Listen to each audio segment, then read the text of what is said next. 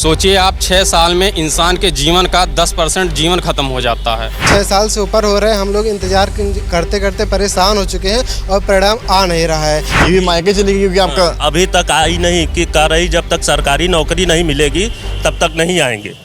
कछुए से भी धीमी चाल, यूपी SSSC का देखो हाल। अपनी सुस्ती दूर करो, वीडियो रिजल्ट जारी करो। वीडियो माने village development officer, UP SSSC माने उत्तर प्रदेश अधीनस्थ सेवा चयन आयोग या उत्तर प्रदेश सुस्त सेवा चयन आयोग, जहां भर्ती 5-6 साल से पहले अगर हो जाए तो उन अभ्यर्थियों की किस्मत ही गवाही देती है। वैसी ही गवाही इनकी पीड़ा भी दे रही है जो ग्राम विकास अधिकारी के पोस्टर हाथ में लिए खड़े हैं और पिछले 6 साल से संघर्षरत ये छात्र हैं और कुछ इस तरह से अपनी नाराज़गी बयां कर रहे हैं। हम सबको सम्मान दो, जल्दी से वीडियो 18 का परिणाम दो, ग्राम विकास अधिकारी का रिजल्ट जारी करो। हाथ में बड़े बड़े पोस्टर्स लिए हैं। 6 साल से अधिक का समय हो चला है लेकिन अभी तक आयोग रिजल्ट जारी नहीं कर पाया है। यहाँ पर देखिए अलग अलग जो शायरियाँ हैं उनके ज़रिए भी यहाँ पर अपनी बात रखने का प्रयास करते हैं। वीडियो रिजल्ट की राह तकते बूढ़े माँ बाप हुए लाचार, कब तक जारी होगा रिजल्ट, नहीं कोई आसार। हर दिन इंतज़ार की पीड़ा बढ़ती जाती है, आयोग की चुप्पी हमारी हिम्मत तोड़ती जाती है। कितनी हिम्मत टूटी कि आपको अभ्यर्थी से एक शायर बना दिया है। इस तरह से आप लोग यहाँ प्रोटेस्ट कर रहे हैं, क्या मामला है? सर 2018 में हमारी भर्ती आई थी, 21 में इसका पुनर्परीक्षा मतलब कैंसिल हो गया था, री एग्ज़ाम कराने की बात हुई सर। उसमें 1450 कापियाँ अंदर से उमार करके बदली गई थी। हम लोगों को पता जब चला, जब पेपर और न्यूज़पेपर के मामलों से जानकारी दी गई कि मतलब आयोग में धांधली हुई, उसके बाद हम लोगों ने काफ़ी संघर्ष किया री एग्ज़ाम के लिए। तो 2023 में एटलीस्ट हम लोगों की परीक्षा 26-27 जून को आयोजित की गई। उसके बाद हम लोगों का मई में डीबी हुआ। उसके बाद में आयोग ने हम लोगों का रिजल्ट आश्वासन दिया कि जुलाई में हम आप लोगों का रिजल्ट दे देंगे। तब से लेकर सर हम लोग दर दर भटक रहे हैं। जब आते हैं तब 15 दिन का डेट हम लोगों को आगे दे दिया जाता है। 6 साल मोटा आप लोग का हो गया है सर, हो गया है। सोचिए आप 6 साल में इंसान के जीवन का 10% जीवन खत्म हो जाता है। 10% इंसान का जीवन खत्म हो जाता है। हम लोग बताइए अपना हक मांग रहे हैं, उसके लिए जो है अपने जीवन का 10% गंवा दिए हैं। बेटियां को सम्मान दो, वीडियो 2018 का परिणाम दो। बेटियों की क्या गुहार? सर हम चाहते हैं कि हमारा रिजल्ट जल्दी से जल्दी दे दे, क्योंकि सचिव जी सिर्फ आश्वासन देते हैं। हमारे घर में बहुत सी दिक्कतें हैं। हमारे पापा मेरे पे ही डिपेंड है, उनको हार्ट के पेशेंट है, काम तो कुछ कर पाते नहीं हैं। और मम्मी भी बहुत ज़्यादा दिक्कत है, उनको भी बहुत सी स्वास्थ्य की प्रॉब्लम रहती है। लेकिन वो चाहती हैं कि मेरा सिलेक्शन हो जाए तो उनका हम ऑपरेशन करवा सके या कुछ करवा सके। भाई मेरा छोटा है, अभी 12th का एग्ज़ाम दिया है, 1 साल ड्रॉप किया है सिर्फ मेरे वजह से, क्योंकि कोरोना काल पड़ गया तो बिल्कुल पस्त पड़ गया, कुछ नहीं था। तो 1 साल ड्रॉप कर दिया कि चलो ठीक है आपकी सिलेक्शन हो जाएगा, मैं तुम्हारा करवा दूंगी। लेकिन अब की इंटर दे दिया, उसके बाद उसको अभी एडमिशन लेना है BSc नर्सिंग में। लेकिन वो फिर बैठ रहा है, कह रहा है ठीक है आप का सिलेक्शन हो जाता है, 1 साल मैं और वेट कर लेता हूँ, तैयारी कर लेता हूँ, फिर मैं करवा देना। मैं तो मतलब गुजरी रही हूँ, साथ साथ मेरा भाई भी गुजर रहा है। आपने कहा घर के हालात ख़राब हैं, पिताजी को बीमारी है, तो पिछले 6 साल कैसे चल रहा है पैसा? ट्यूशन से चल रहा है सर। मैंने 5 ट्यूशन दे रहा आप ही? मैं ही पढ़ाने जाती हूँ होम ट्यूशन। कोई 5-6 घंटे ट्यूशन पढ़ाना भी सर बहुत नॉर्मल बात नहीं है। संडे को भी मैं एक्स्ट्रा क्लास लेती हूँ। सिर्फ ट्यूशन 10-12 हज़ार में गुजारा नहीं होता है सर। हम 6 फैमिली हैं, 6 लोग हैं, 6 लोगों का 10-12 हज़ार में नहीं होता है। मुझसे छोटी बहन है, मैंने उसकी शादी कर दी किसी तरह, क्योंकि मेरी तो एज जा ही रही है। आपने शादी करवाई? हाँ मैंने शादी करवाई है सिर्फ ट्यूशन के उससे। और आपकी क्या शादी का है? मेरा शादी क्या, मेरे पे खुद डिपेंड है, मेरा भाई डिपेंड है। अगर मैं शादी करके चली जाऊंगी, मेरी मम्मी डिपेंड है, पापा डिपेंड है, कैसे चलेगा? बहन की तो करवा दी मैंने कैसे भी। तो बेटी पढ़ाओ बेटी बचाओ की जो ज़मीनी हालात आप देखेंगे तो आपको आना पड़ेगा यूपी SSSC के ऑफिस में, जहाँ तमाम बच्चे आप देखिए ये तमाम बच्चे आपको अलग अलग शक्लों पर जाइए। केवल इनका कोई ये घूमने फिरने नहीं आए हैं यहाँ पर, ये अपने अपने ज़िलों से यूपी के आए हैं। राजधानी में पूरी प्लानिंग के साथ स्टेशन में आए, बस अड्डों से आए और अलग अलग माध्यमों से यहाँ पर आए। कितना बड़ा संघर्ष। कहाँ से आए हैं आप? सर रायबरेली से आए हैं।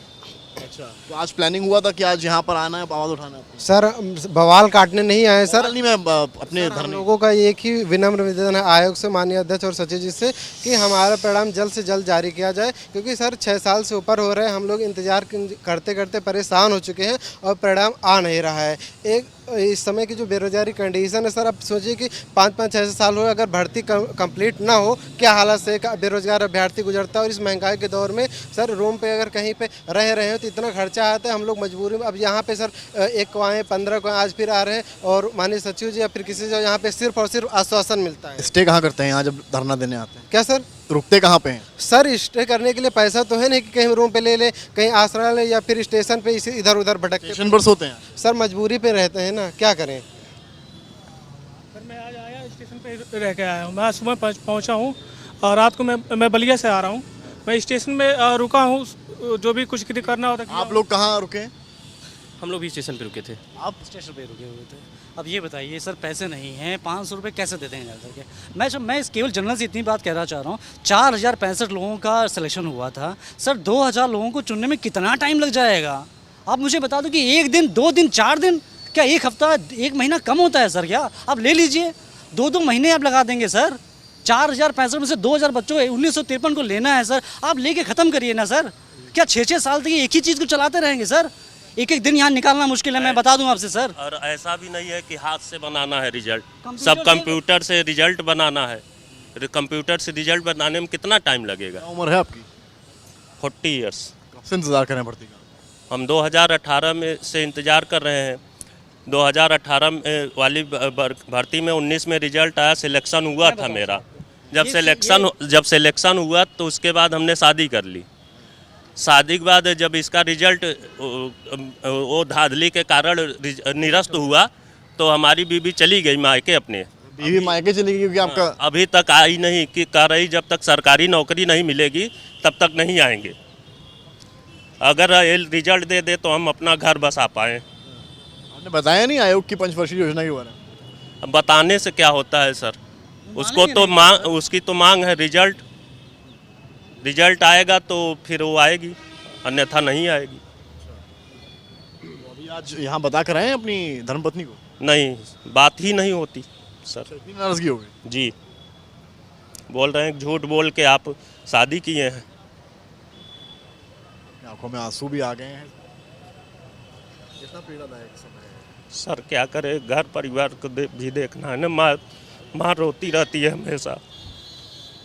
किसी बच्चे का अगर शादी टूट जाए, स्थिति हो तो क्या होगा?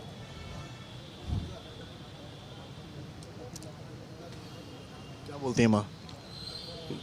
माँ बोलती है कि ठीक है, रिजल्ट देर सवेर तो आ ही जाएगा, तब आएगी। लेकिन ये लोग 6 साल में रिजल्ट नहीं दे पा रहे, साल भर में।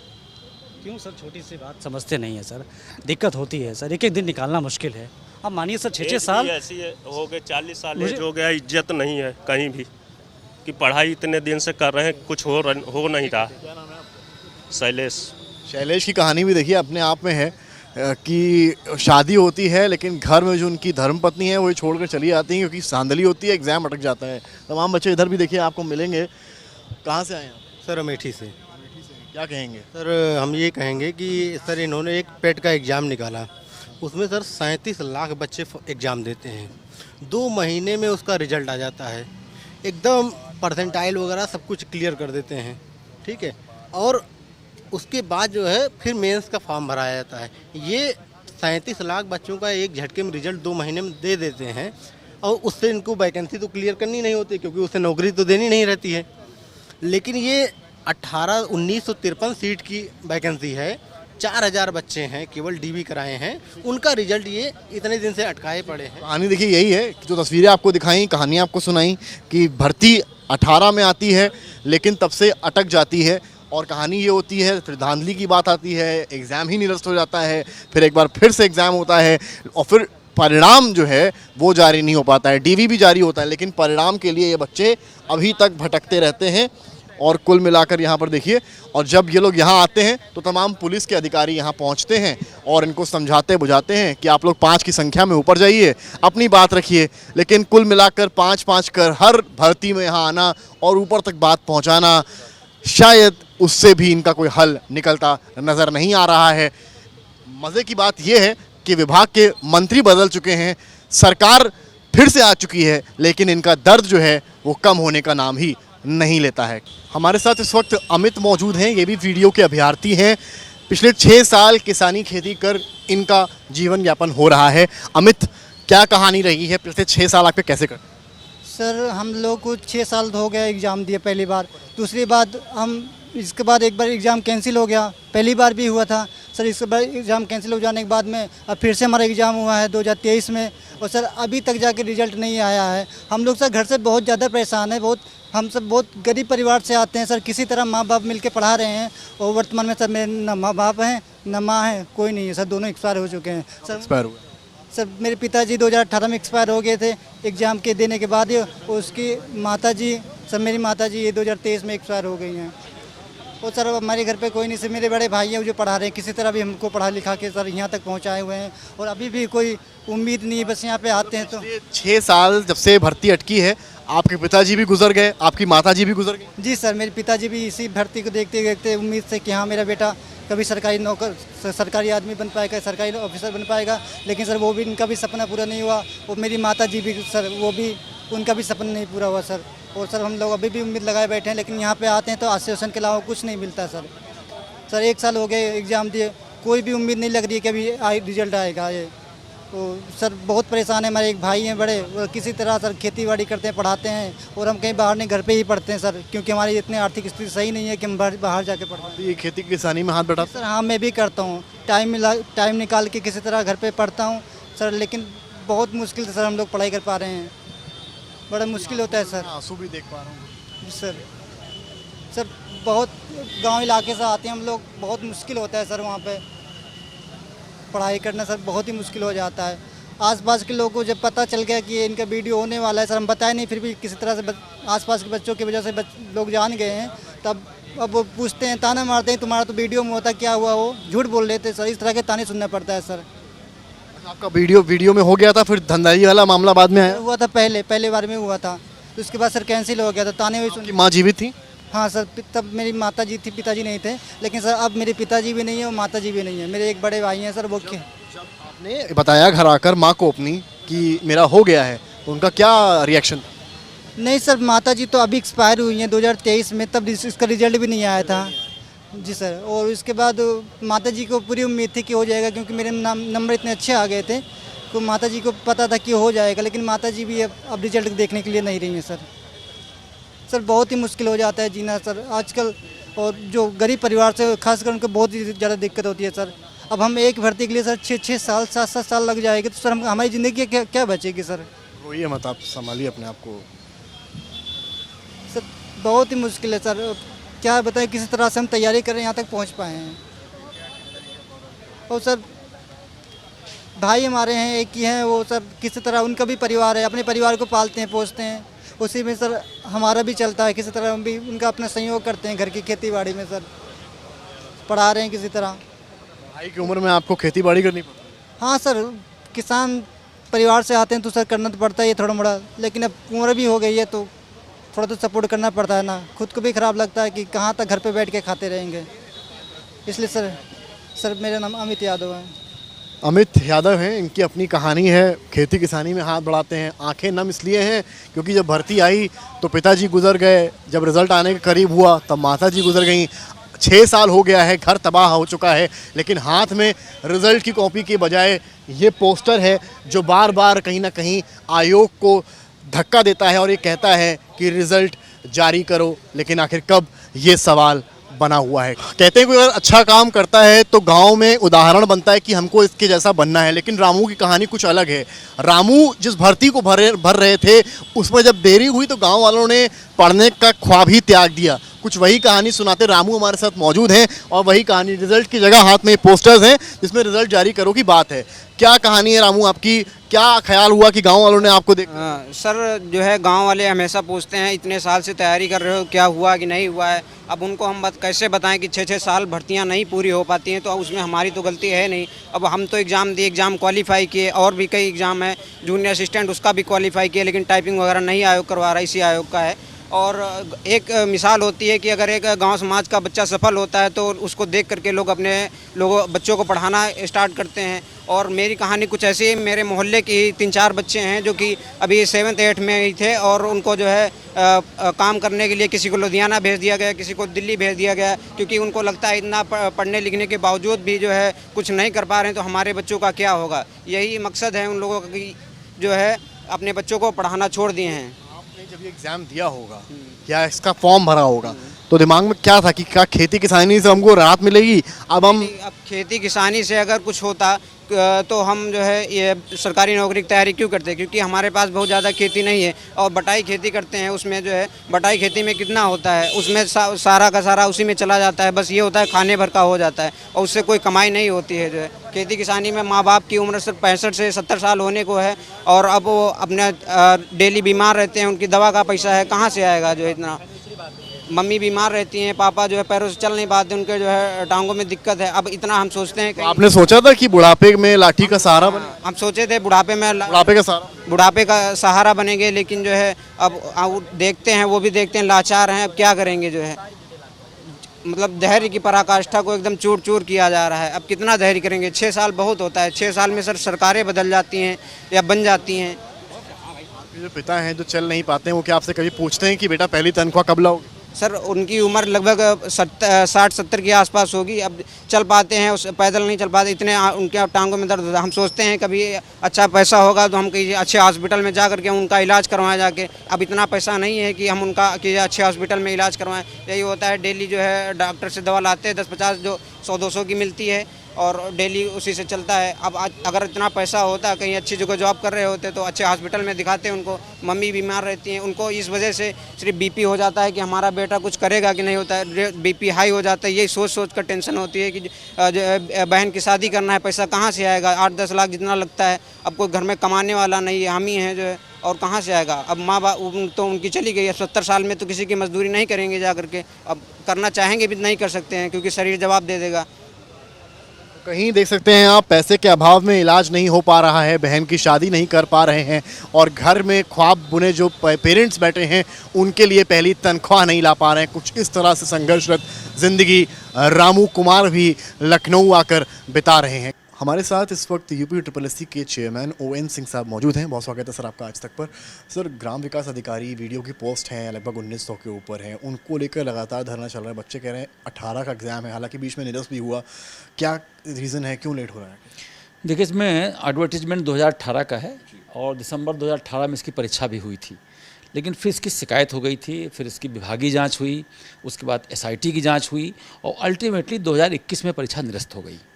निरस्त होने के बाद अब इन्हीं बच्चों की परीक्षा करानी थी, बच्चों से फीस लेना नहीं था, उसकी बजटरी व्यवस्था करानी थी। इस संबंध में शासन स्तर पर उच्चतम स्तर तक कई बार बैठकें हुई और अल्टीमेटली निर्णय हुआ कि शासन बजट प्रोवाइड करेगा और परीक्षा होगी। परीक्षा पुनः जून 2023 में संपादित हो गई है, DB इसकी हो चुकी है, रिजल्ट इसका बन रहा है और हम अगस्त में इसका रिजल्ट निकाल देंगे। सर, क्या कहना चाहेंगे बच्चों से जो लगातार लखनऊ आए हैं अलग अलग जिलों से? बच्चों को फिर आश्वस्त करते हैं कि परीक्षा के बारे में शिकायत मिली थी, UP-SSC ने जांच करा के निर्णय लिया और इस परीक्षा को निरस्त करके आपको न्याय देने का पूरा प्रयास किया। पुनः मैं आपको आश्वस्त करता हूं कि जो आपने परीक्षा 2023 में की है उसके आधार पर आपका रिजल्ट आएगा और अगस्त में ज़रूर आएगा और जो लोग सक्षम पाए जाएंगे, जो लोग क्वालिफाई करेंगे, उनको शीघ्र साथ नियुक्ति पत्र भी मिलेगा। सर, हालांकि आप तब यहाँ पर नहीं थे, 18 का मामला है, मोती सिंह साहब मंत्री थे उस समय, हम लोगों ने उस वक्त भी सवाल किया था, उस वक्त भी लेट बहुत हुआ था, बाद में दिक्कत हुई, धांधली हुई। बच्चे कह रहे हैं कि इसमें हमारा क्या कसूर है? नहीं, बात सही है, बच्चों कोई कसूर नहीं है।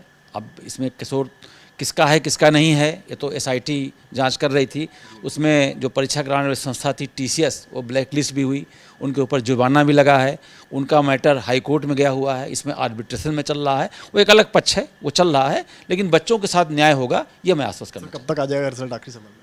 ये अगस्त में आ जाएगा, 100% अगस्त के लास्ट तक आ जाएगा। बहुत शुक्रिया बात करने के लिए। थे हमारे साथ ON सिंह साहब, चेयरमैन हैं और उनका दावा है कि अगस्त एंड तक रिजल्ट जारी कर देंगे। आप ग्राम विकास के मंत्री भी हैं, तमाम बच्चे हैं जो प्रोटेस्ट लगातार कर रहे हैं। 18 की भर्ती अभी तक अटकी हुई, उस वक्त मोती सिंह साहब मंत्री थे, उसके बाद निरस्त हुआ, एग्जाम फिर हुआ, लेकिन अभी तक फाइनल रिजल्ट नहीं आ पा रहा है। आए दिन आयोग के बाहर धरना होता है।